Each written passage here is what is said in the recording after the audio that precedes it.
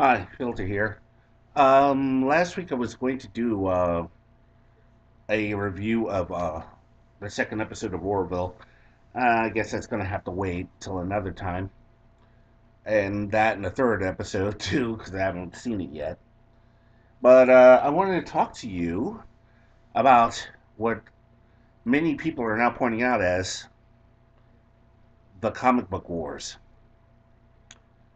And the parallels between the comic book wars and Gamergate is very, very uncanny. I mean, to the average viewer, it to the average normie, to be honest with you, they would think, "Oh, these people, they just don't like diversity.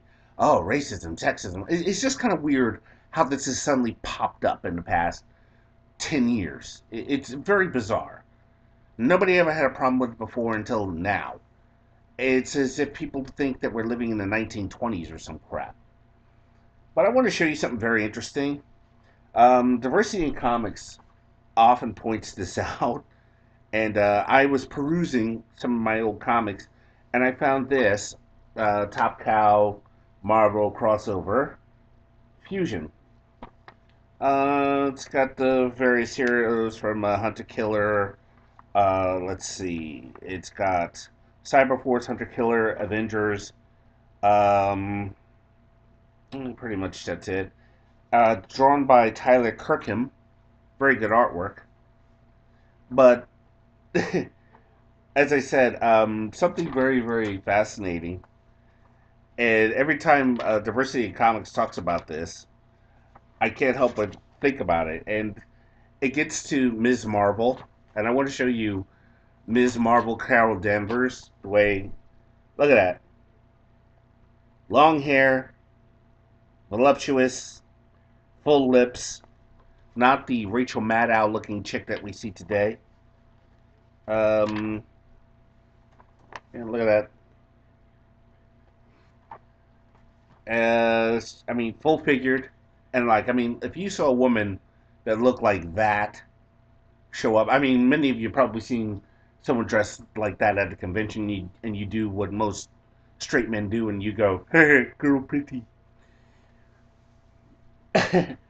And also, I just thought I'd toss that out there. But also, I wound up finding this in a dollar bin, and I've often been told something about SJWs. Besides the fact that in this story they're facing against Hydra, of course, they're like the only bad guys. Against Nazis are the only bad guys, not communists or Islamic terrorists. Mary Jane has been reduced to a tween, and at one point we see Cindy Moon doing her teenage stuff with family. But it's the next page after this which kind of caught me out there, and I didn't notice it. I mean, the first thing I noticed was this. Okay, you notice she's sitting on one bench, her entire family's sitting on the other. You figure that somebody, a little brother or a little sister, would be sitting with her. But no, everybody's on one side, and she has an entire bench to herself. But like I said, like it was so often said, these people love to insert themselves into it. And I noticed the diner that they were eating in.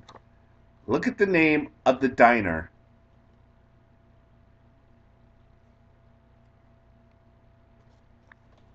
And I thought, are you fucking kidding me? Are you kidding me? These people, they have no shame.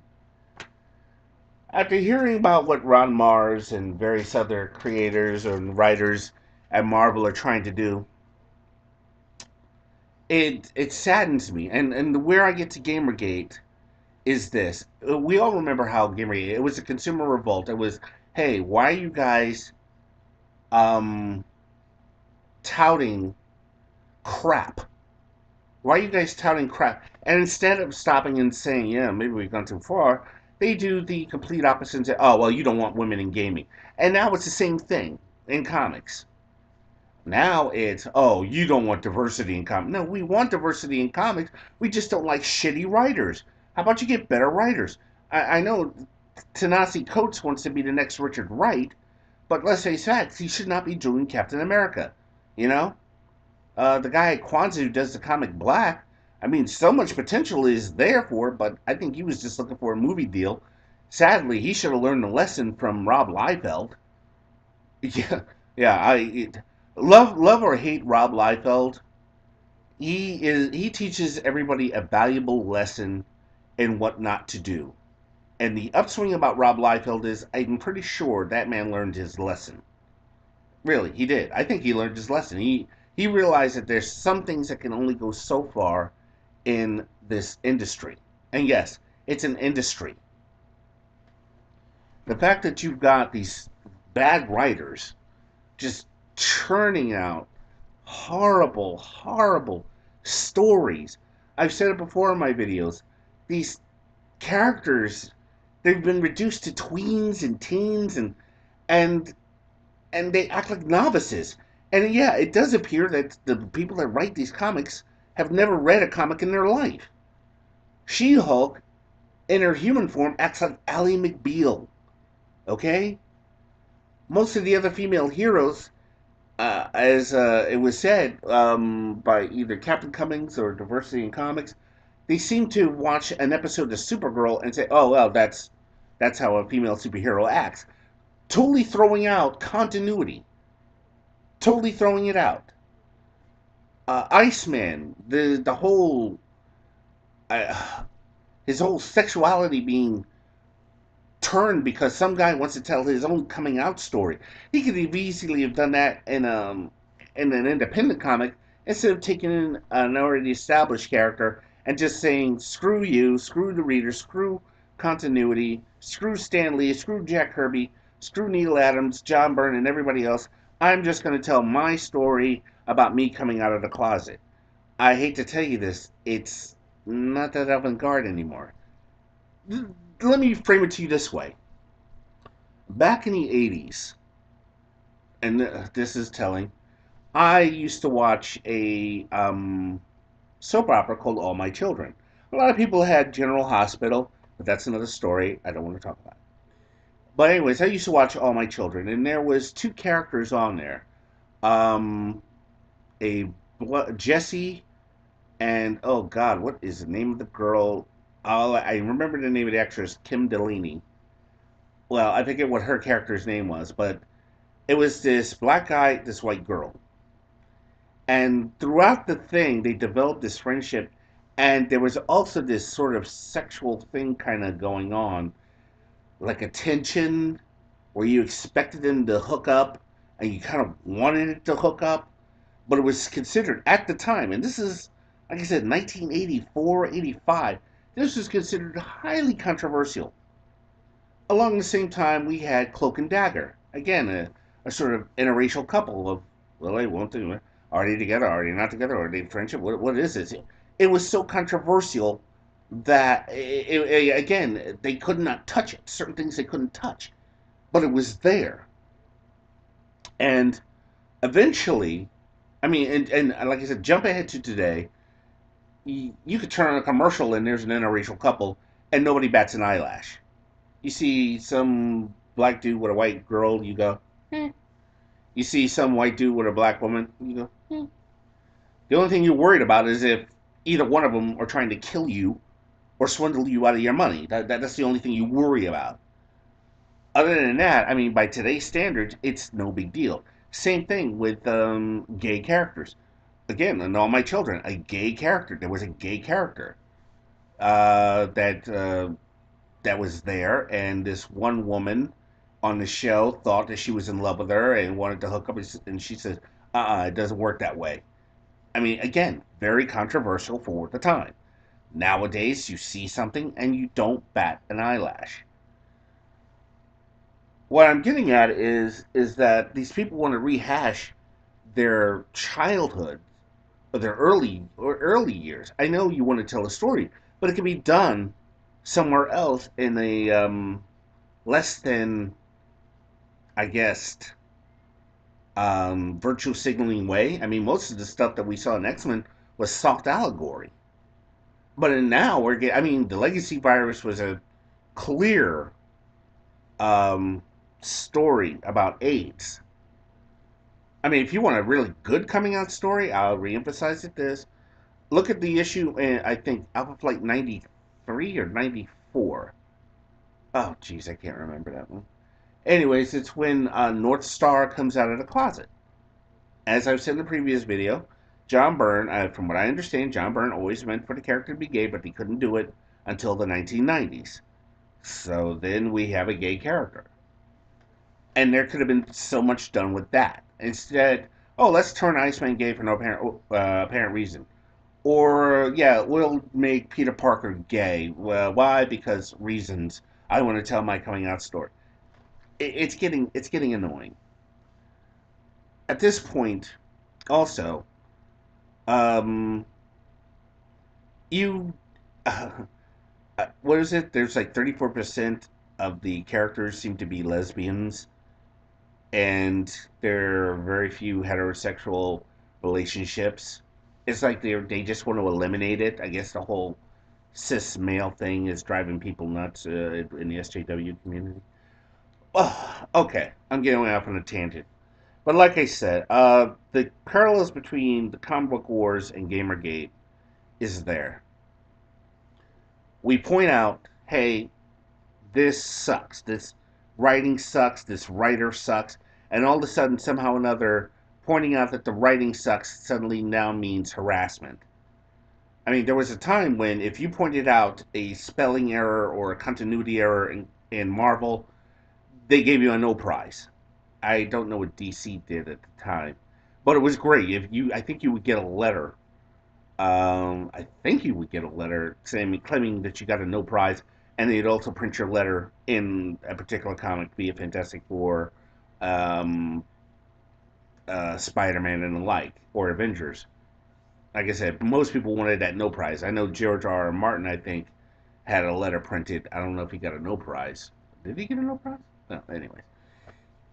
But like I said, now when you point out criticism of a story, and it's harassment, and I've seen a lot of people point this out that these people will spend more time on Twitter arguing with you instead of doing some soul searching to come up with decent stories.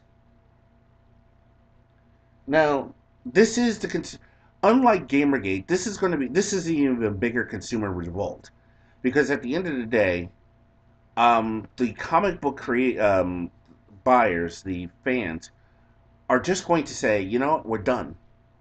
We're done buying crap.